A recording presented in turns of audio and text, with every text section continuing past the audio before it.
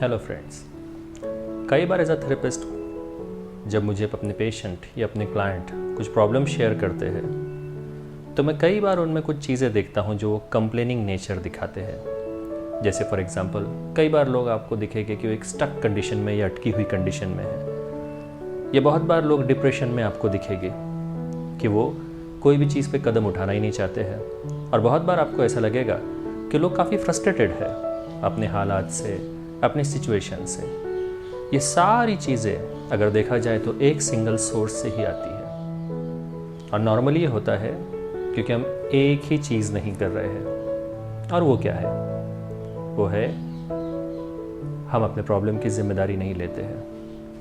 जब भी हम किसी प्रॉब्लम को सॉल्व करने के लिए आगे बढ़ते हैं तो कहीं ना कहीं हम दूसरे लोगों पे, हालातों पे या किसी और वजह पे वजह डाल देते हैं, रिस्पॉन्सिबिलिटी डाल देते हैं। जबकि अगर आपको लाइफ में आगे जाना है, प्रॉब्लम सॉल्व करने हैं, तो सबसे ज़्यादा ज़रूरी है कि आप एक चीज़ सीखो जिसे कहते हैं प्रोएक्टिवनेस। प्रो आगे बढ़ के, एक्टिवनेस एक्टिविटी की जाए, यानी खुद होके कदम उठाया जाए।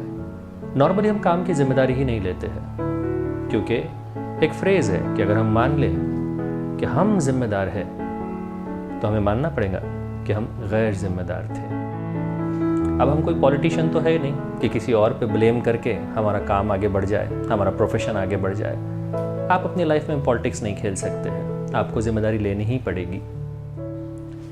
और ज़रूरी है कि फिर आप अपने प्रॉब्लम को फेस करना सीखें, क्योंकि जब तक आप अपने प्रॉब्लम को फेस नहीं करेंगे, टालम टोल करते रहेंगे, तब तक प्रॉब्लम वैसा ही रहेगा। एक पुरानी कहानी है किसी योद्धा की कि जो किसी गांव से गुजरा और उस गांव के लोग काफ़ी दहशत में उसको दिखे। योद्धा ने पूछा कि क्या हुआ? तो किसी गांव वाले ने डर के कहा कि यहाँ हर रात एक दानव आता है और दानव 1 या 2 इंसानों को खा जाता है। योद्धा ऐसे ही किसी मौके की तलाश में था ताकि वो लोगों की मदद कर सके, और उसने गांव वाले से कहा कि आज मैं उस दानव का सामना करूंगा।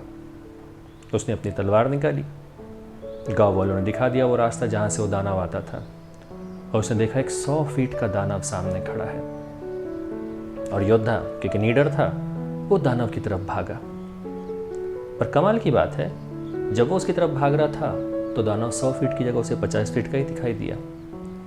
जब वो थोड़ा सा और भागा तो 50 फीट की जगह उसको 25 फीट का ही दिखा।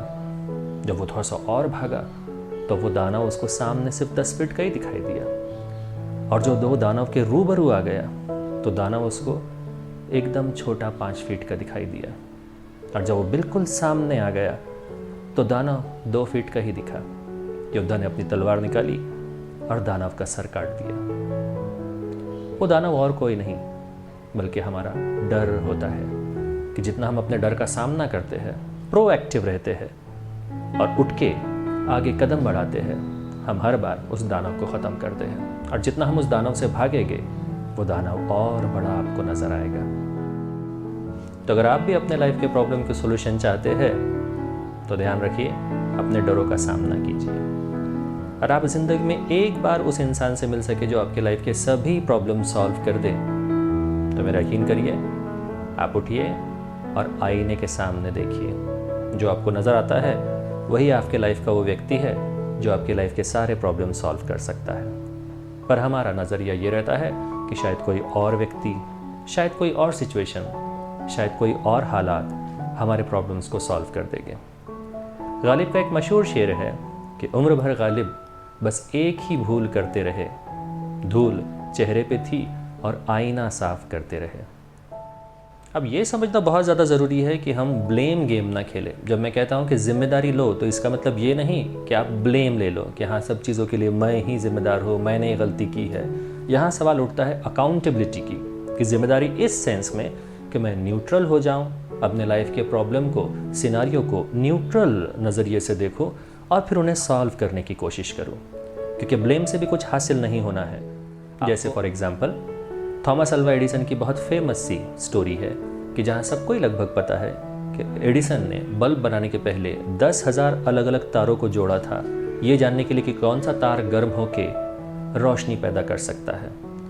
और बीच में कुछ हज़ार एक्सपेरिमेंट के बाद, शायद 2 या 4 हज़ार एक्सपेरिमेंट के बाद, जब किसी जर्नलिस्ट ने उससे पूछा कि आप थक नहीं गए ये सब चीज़ें करते हुए, आप इतनी गलतियाँ करते हुए, तो एडिसन ने कहा कि अब तक मैंने 5000 तरीके ढूंढ के निकाले हैं जिससे बल्ब नहीं बनता। अब फिर से काम पे लग गए और एक कहानी के अनुसार उनको कुछ 10,000 एक्सपेरिमेंट करने पड़े और फिर तब बल्ब बना।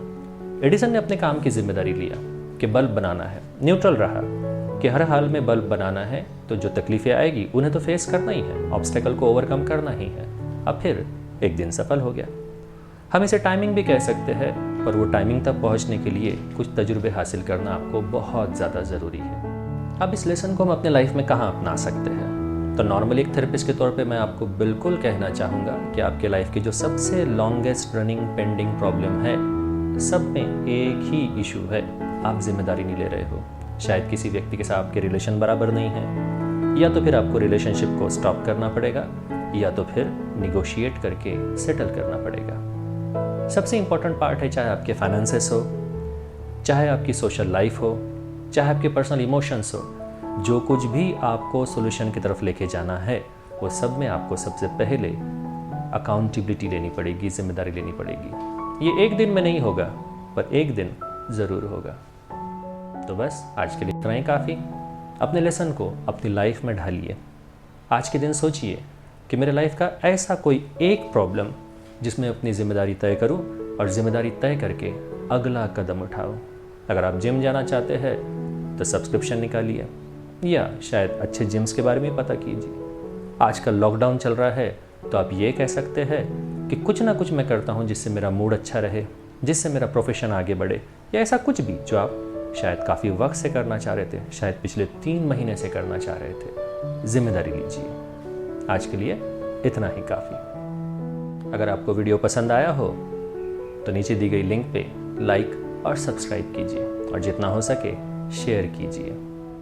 ख़ास तौर से आप कमेंट बॉक्स में ये भी लिख सकते हैं कि आगे आने वाले दिनों में आप किस तरह की वीडियो इस चैनल पे देखना चाहेंगे। Thank you and enjoy the day.